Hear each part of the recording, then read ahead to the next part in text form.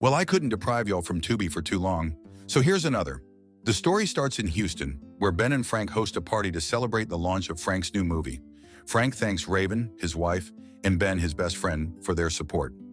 Ben also goes down memory lane, informing the attendees about Frank before sharing a toast to their newly established studio. Later that night, Frank and Raven discuss the party's success. He then tries to make love to her, but she pushes him away, giving him the excuse that she's tired. "Girl, I'd be down bad for him." The white chocolate Frank snaps at her, complaining that she's been that way for a couple of months. He confronts her about her withdrawal from him, saying she's just a housewife so she shouldn't be so stressed out. Finally, he asks if she's cheating, but she tries to deny it before eventually admitting to going back to black, saying Frank no longer has the stamina to keep up with her. Exasperated, he asks her whose Tootsie Pop she licked, and after calling out a couple of names, Raven silently admits that she cheated on him with Ben. Still, Raven blames Frank for her infidelity and does not show any sign of remorse, so he informs her they'll be having a divorce. She rejects the idea, but Frank does not do stretched out lips. Before he leaves, she warns him that he'll regret it. Shortly outside, while Frank receives a phone call, Raven attacks him with a knife and stabs him multiple times in the back. Later, the police show up and she plays victim, crying that she killed him in self-defense because he abused her a lot. This hoe's acting is so bad, but I fear Chase is on the case, and she'll get away with it. A couple of days later, one morning in Atlanta, Chad Williams asks his wife, Devin, Raven's sister, if it's a good idea to have Raven stay over at their place. Devin defends her sister, saying she was a victim of her late husband and she needs someone to support her. Devin is fine. Chad complains that he won't be free in his house anymore, but Devin promises him that it'll just be for a while. Left with no choice, Chad agrees, and coincidentally, Raven shows up at their doorstep. The couple welcomes her warmly and tells her several times that she isn't intruding and that she should feel at home. After, Chad asks Devin to make his favorite dinner, then he heads to work. As soon as he leaves, the sisters go upstairs and they catch up on old times. Out of concern, Devin checks up on Raven and finds it surprising that she didn't inform her that Frank used her as a punching bag. Raven apologizes for not being open, so Devin tells her that what's hers is hers.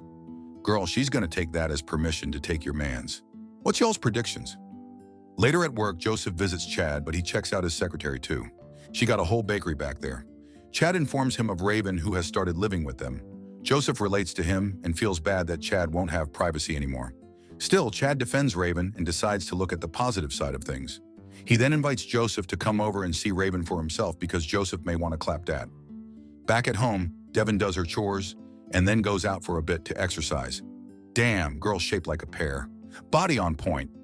Then she goes to the supermarket to get groceries for dinner. When she gets home, she sees the room arranged differently from how she left it, so she confronts Raven. But Raven simply brushes her off and makes fun of her sense of style. She then reminds Devin that she was always superior when it came to fashion. Bitch, where? Later that night, Devin complains to Chad about how Raven always does whatever she wants and would not listen to any critique. But he reminds her that Raven is healing, so she should let her be. I would have given her links to Indeed.com. Chad calms her down and helps her relax by letting her hop on his salami, unknown to them that Raven watches them silently through the door. After getting a good view and seeing how capable Chad is, she silently closes the door and starts her plan. The next day at Chad's job, Raven shows up in a revealing outfit and brings him food. Of course, trifling. She then strikes up a conversation after learning he's a divorce attorney, and they lightly discuss the major reason why couples separate. Shortly after, she poses seductively, and he asks her what she wants, and then she shows him the food she brought for him, claiming that she made it to help him recover the energy he must have used up from clapping the previous night. Before leaving, she asks him for a hug, and when he decides to do what she wants, she grabs him and tells him she'll see him later. Her hole is pulsating his name in Morse code. Afterwards, Raven sees Devin going through her closet and trying on a few dresses, so she asks her what she's up to. Devin then explains that she's looking for an outfit to wear for dinner with Chad tomorrow night. Devin then invites Raven to come along and confesses that Chad's friend will be attending, so it'll be a blind date. Curious, Raven asks her what she'll be wearing to the outing, so Devin shows her a stunning dress Chad bought for her. He tells Raven that she hasn't worn it out yet. Realizing that Raven doesn't have an outfit for the event, Devin tells her to go through her closet for some clothes. The next night, Devin looks for her dress everywhere but can't find it. Chad shows up, ready for the outing, and wonders why she isn't dressed. In order not to be late to their reservation, Temu Nick Cannon pleads with her to put a different dress and he'll help her find it later. They go to the spot and wait for Raven, who was out running some errands. Eventually, she shows up in Raven's dress, claiming she was looking for a pair of shoes to match the outfit. Angrily, Devin takes her into the restroom and yells at her for taking the outfit, but Raven doesn't feel sorry. Instead, she gaslights Devin, so bad she became flammable. Raven calls Devin insensitive because she barely made it out alive in her previous relationship. Fake victim mentality is crazy. Devin apologizes and they return to the table happily like nothing happened. Surprised, Chad checks up on Devin, hoping all is good, and she assures him. The couple watches Joseph and Raven hit it off, but Raven doesn't follow him home. Chad and Devin end up doing the nasty later that night. If he still wants you in a bonnet, he might be the one. Meanwhile, Raven plays with a lot of cash and records herself holding a gun. In the middle of the night, Chad heads downstairs and snacks on some ice cream from the fridge, and Raven shows up in her underwear, claiming she wants some cream too.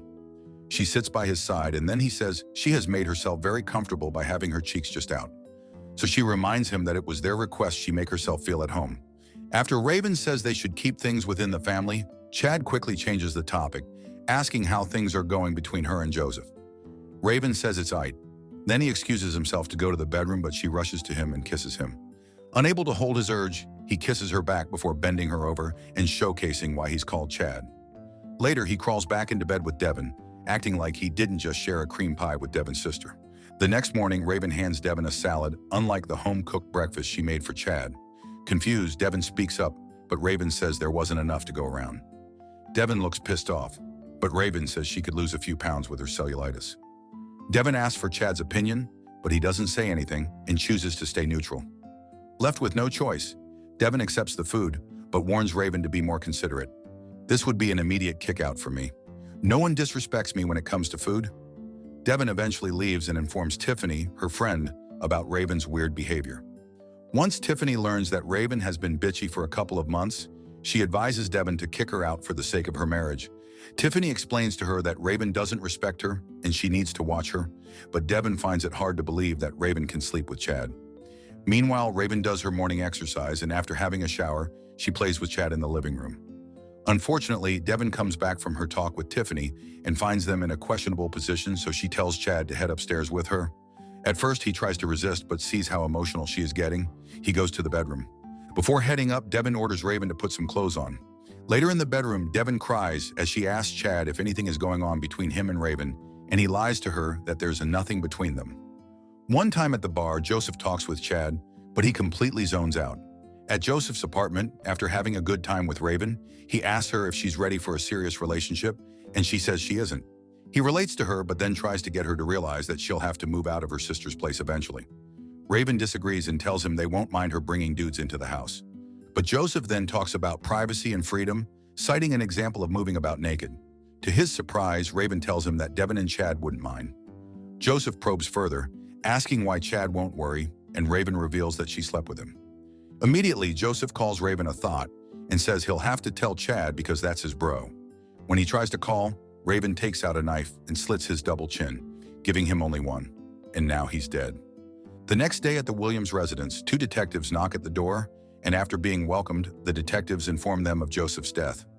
Devin immediately breaks into tears. As the detectives question the couple, if they suspect anyone, they notice how quiet Raven is, so they question her.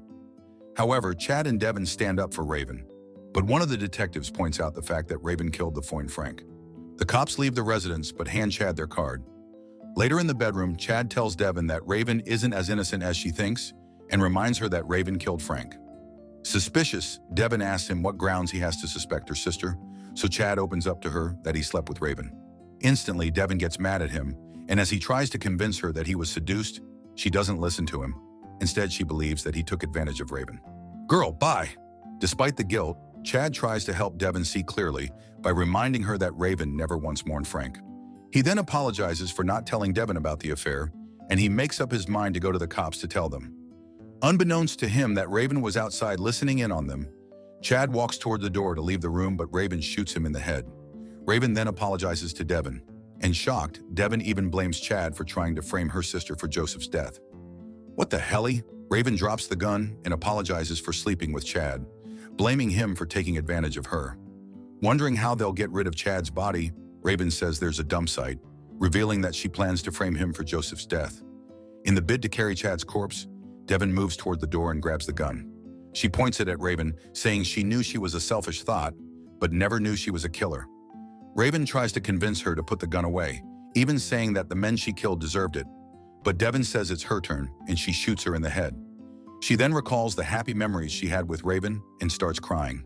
It's hard to feel sorry for Devin considering her sister showed plenty of times how weird she moved. However, it was a blessing in disguise because it helped Devin get rid of a man who likes to keep it in the family. What did y'all think of this one? If you like this video, make sure you subscribe and turn on notifications. We got lots more of foolishness on this channel that'll have you hollering. And if you like to watch more, just click here or here.